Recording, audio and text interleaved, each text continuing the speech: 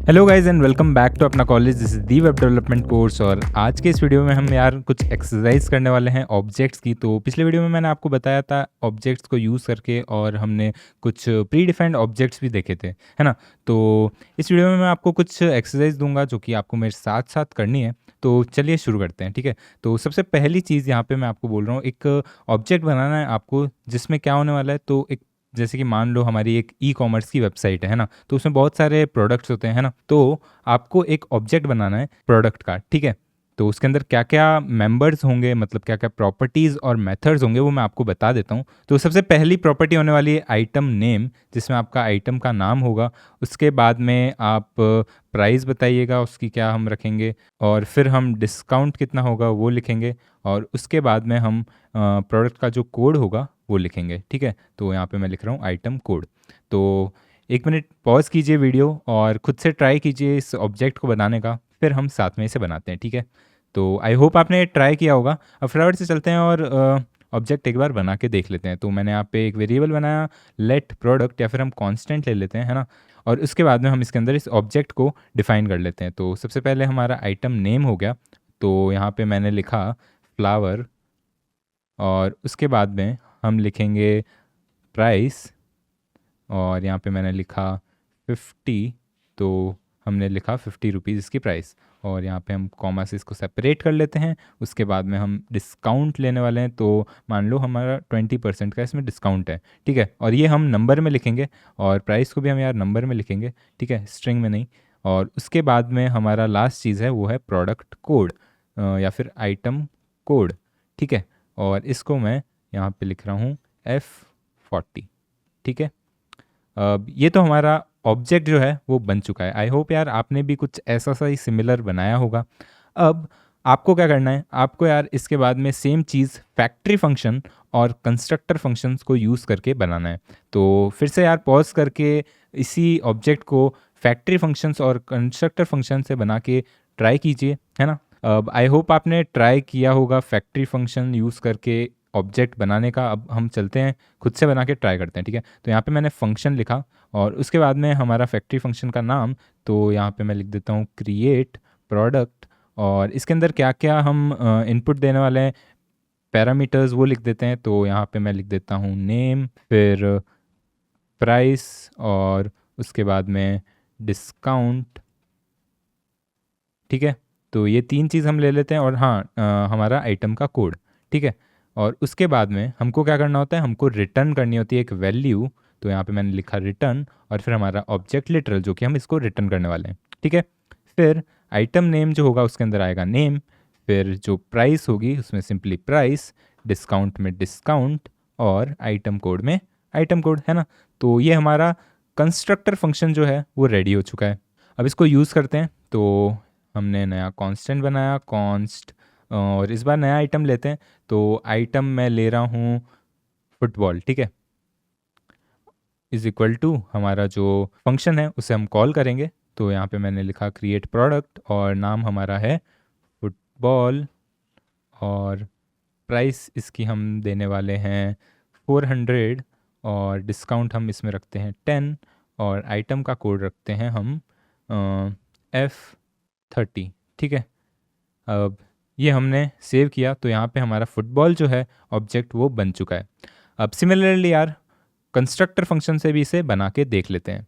तो constructor function यार आपको याद हो तो हम उसमें पास्कल केस का यूज़ करते हैं, तो वो चीज़ याद रखना। और हमेशा आप जब भी कंस्ट्रक्टर फंक्शन बनाओ, तो आप जो ऑब्जेक्ट बना रहे हो ना, उसका स्टार्टिंग वर्ड हो, स्टार्टिंग अल्फ़ाबेट हो, उसे आपको कैपिटल रखना है, ठीक है। तो फ्रॉड से फंक्शन को डिक्लेयर कर देते हैं। तो यहाँ पे मैंने लिखा फंक्शन, फिर हमारा जो कैपिटल में P, और प्रोडक्ट, ठीक है।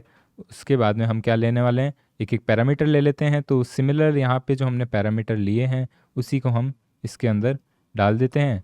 और उसके बाद में मैंने आपको बताया था दिस का हमको यहाँ पे यूज़ करना होता है, this dot item name is equal to name, ठीक है।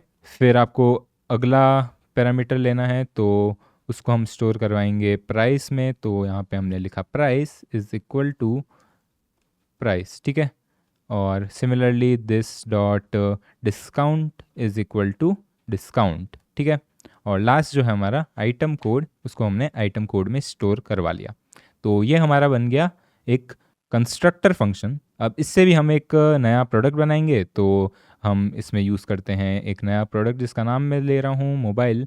तो यहाँ पे मैंने लिखा मोबाइल इज़ इक्वल टू हमारा कंस्ट्रक्टर फंक्शन जो कि है प्रोडक्ट, और उसको कॉल करवाएंगे तो हमको क्या क्या पास करना है। सबसे पहले तो नेम, तो जैसे कि मान लो वन प्लस नॉड, ठीक है। और उसके बाद में कॉमा करके हमने लिखा उसकी प्राइस, तो जैसे कि मान लो यहाँ पे हमने लिखा 30,000, और डिस्काउंट हम लिख देते हैं 5, और आइटम कोड हमने लिखा OP20, ठीक है। तो अब हमने तीनों तरीक़ों से एक ऑब्जेक्ट बना के देख लिया है। आई होप आपने ये सारी चीज़ें ट्राई करी होगी और आपको भी एकदम सही रिजल्ट मिले होंगे, है ना। अब हमको क्या करना है ये देखते हैं। अब आपको एक यहाँ पे मेथड बनाना है, और इसके अंदर आप कंस्ट्रक्टर फंक्शन में ही एक मेथड बनाओगे जिसमें डिस्काउंट की जो वैल्यू है वो हमको कैलकुलेट करके वो ऑटोमेटिकली दे देगी। तो जैसे कि मान लो यहाँ पे 5% का डिस्काउंट है, तो 30,000 का 5% कितना होता है वो आपको वो डिस्काउंट मेथड जो है वो रिटर्न करके दे रहा होगा। ऐसा आपको एक फंक्शन बनाना है इस प्रोडक्ट कंस्ट्रक्टर फंक्शन के अंदर। तो चलिए एक बार पॉज करिए, खुद से ट्राई कीजिए, और फिर हम मिलते हैं हमारे सॉल्यूशन में। तो आई होप आपने ट्राई किया होगा और आपको अच्छे से रिजल्ट्स मिले होंगे। नहीं तो आप आ जाओ हमारे साथ, फिर से देख लो कैसे हम बना सकते हैं। तो यहाँ पे हमने लिखा डिस्काउंट वैल्यू, और फिर हम क्या करेंगे, फंक्शन यहाँ पे डिक्लेयर करेंगे, और हम यहाँ पे एक एनोनिमस फंक्शन ले रहे हैं, उसके बारे में हम डिटेल में आगे पढ़ेंगे। तो उसको डिक्लेयर करने के लिए आप खाली फंक्शन लिखो, और आप चाहो तो फंक्शन कीवर्ड को हटा भी सकते हो, लेकिन फिर आपको दूसरे तरीके का फंक्शन यूज़ करना होगा जो कि हम बाद में पढ़ेंगे। तो हम नॉर्मली एनोनिमस फंक्शन का यूज़ कर लेते हैं, ठीक है। अब इसके अंदर मैं आ जाता हूँ, और आपको क्या करना है, आपको यहाँ पर एक वैल्यू रिटर्न करनी है।